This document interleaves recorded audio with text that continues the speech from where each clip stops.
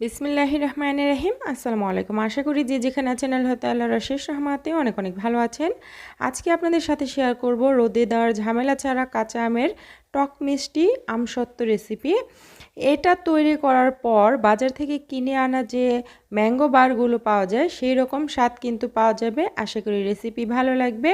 প্রথমে আমি এখানে কাঁচা আম খুব ভালোভাবে ধুয়ে তারপরে খোসা ছাড়িয়ে নিয়েছি। এরপর এগুলোকে আমি একটু ছোট করে কেটে নিচ্ছি। আমগুলো কেটে নেওয়ার পর এরপর আমি আমের আটিগুলো ফেলে দিচ্ছি আর একইভাবে সবগুলো আম কেটে নিয়েছি। এখন আমি একটা হাঁড়ির মধ্যে নিয়ে নিয়েছি আর দিয়ে দিচ্ছি এখানে পানি। পানিটা খুব বেশি দেওয়া যাবে না, পানিটা একটু বুঝে দিতে হবে যাতে করে এই পানিটা দিয়ে আমগুলো সিদ্ধ হয়ে খুব বেশি পানি অবশিষ্ট না থাকে। তো পানিটা দিয়ে আমি ঢেকে এটাকে সেদ্ধ করে নিব যতক্ষণ না একদম নরম হয়ে যায় সেই পর্যন্ত।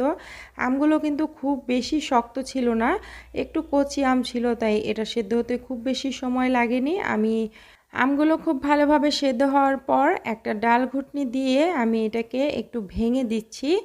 তো এই কাজটা কিন্তু খুবই সহজ আর এইভাবে আমসত্ত্ব তৈরি করলে খুব বেশি সময় লাগে না, রোদে দেওয়ার ঝামেলা থাকে না, একদম সহজেই কিন্তু তৈরি হয়ে যায়। এখন আমি চুলা থেকে নামিয়ে একটা ছাঁকনির উপরে নিয়ে এগুলোকে একটু ছেঁকে নিচ্ছি। তো এতে করে এটা একদম সুন্দরভাবে আমের যে পিউরিটা সেটা বের হয়ে যাবে।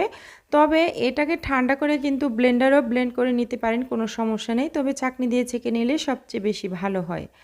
এখন আমি এই চাকনিটাকে উঠিয়ে নিচ্ছি আর অবশিষ্ট যেগুলো আছে ওগুলো ফেলে দেব। তো এখন চুলায় চলে যাচ্ছি। চুলায় একটা হাঁড়ি বসিয়ে দিয়েছি, এর মধ্যে দিয়ে দিচ্ছি চিনি। মিষ্টিটা নিজেদের স্বাদ মতো এখানে দিয়ে দিতে পারেন। আমি এখানে প্রায় 400 গ্রামের মতো চিনি ব্যবহার করেছি। তো চিনিটা দেওয়ার পরে অল্প একটু পানি মাঝখানে দিয়ে দিয়েছি, কোনো রকম নাড়াচাড়া করব না। যখন দেখব এইরকম সাইড থেকে কালার চলে এসেছে, তো দেখতেই পারছেন কিছুক্ষণ এটাকে আমি মিডিয়াম হিটে জাল করে নিয়েছি। আর চিনিটা যখন এরকম ক্যারামেল হয়ে যাবে তখন আমি এটাকে নেড়েচেড়ে খুব ভালোভাবে মিশিয়ে দিচ্ছি। এই চিনিটা খুব বেশি জাল করে পুড়িয়ে ফেলা যাবে না, তাহলে কিন্তু আমসত্ত্ব খেতে তিতা লাগবে। তো এই পর্যায়ে কোনো অবস্থাতেই চুলার আঁচটা বাড়িয়ে রাখা যাবে না, তাহলে দ্রুত ক্যারামেলটা পুড়ে যাবে। আমি এই ক্যারামেলটা খুব বেশি কালো করব না, এরকম অবস্থাতেই আমি রেখে দিব। মানে আমসত্ত্বর কালারটা কিন্তু এরকম একটু হালকা আসবে। যখন এরকম হয়ে যাবে তখন এর মধ্যে অল্প অল্প করে আমের পিউরিটা দিয়ে তারপর আমি মিশিয়ে দিচ্ছি। সাথে সাথে নেড়েচেড়ে মিশিয়ে দিতে হবে, একবারে ঢেলে দেওয়া যাবে না, অল্প অল্প করে দিয়ে তারপরে মিশিয়ে নিতে হবে। আজকের এই সহজ রেসিপিটা যদি একটু হলেও ভালো লেগে থাকে, যদি মনে হয় একটু হলেও কাজে আসবে, তাহলে লাইক কমেন্ট শেয়ার করতে পারেন। আর এরকমই সহজ রেসিপি পেতে চ্যানেলটিকে সাবস্ক্রাইব করে নিয়মিত পাশে থাকতে পারেন। তো আমি সবটুকু আম কিন্তু দিয়ে মিশিয়ে নিয়েছি। আর এই পর্যায়ে দিয়ে দিচ্ছি হাফ চা চামচ পরিমাণে লবণ, তবে লবণটা কিন্তু অবশ্যই স্বাদ মতো দিতে হবে। দিয়ে খুব ভালোভাবে মিশিয়ে দিচ্ছি। তো এখন কিছুক্ষণ জাল করতে হবে, এইটার মধ্যে আর কোনো কিছুরই দরকার নাই।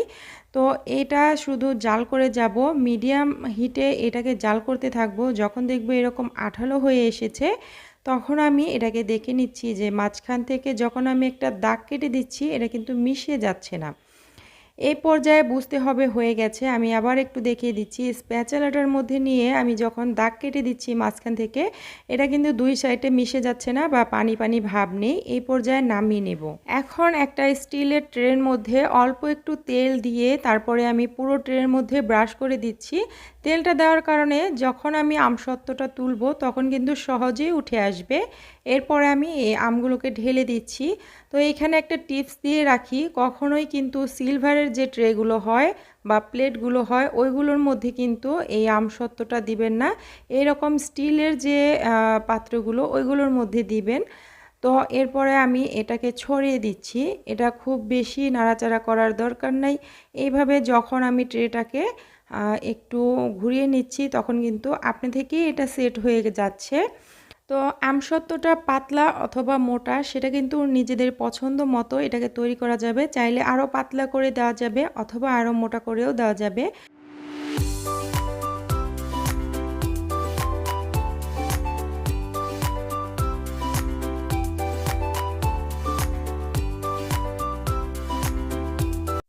এটা খুব ভালোভাবে ছড়িয়ে দেওয়ার পর অপেক্ষা করব 2 দিন ফ্যানের বাতাসে রেখে এটাকে আমি শুকিয়ে নেব।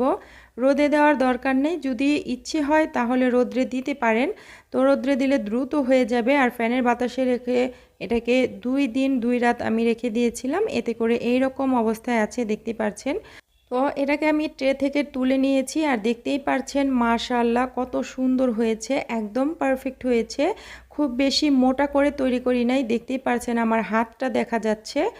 তো এখন আমি এটাকে কেটে নিচ্ছি আর পছন্দ মতো এটাকে টুকরো করে কেটে নিতে পারেন। এই আমসত্ত্বটা একবার তৈরি করে সারা বছর কিন্তু সংরক্ষণ করা যাবে। একটা এয়ারটাইট বক্সে ভরে নর্মাল ফ্রিজে রেখে এটা সারা বছর সংরক্ষণ করা যাবে, একদম ফ্রেশ থাকবে। তো আমি এটাকে কেটে নিয়েছি, এরপর এরকম রোল করে নিচ্ছি।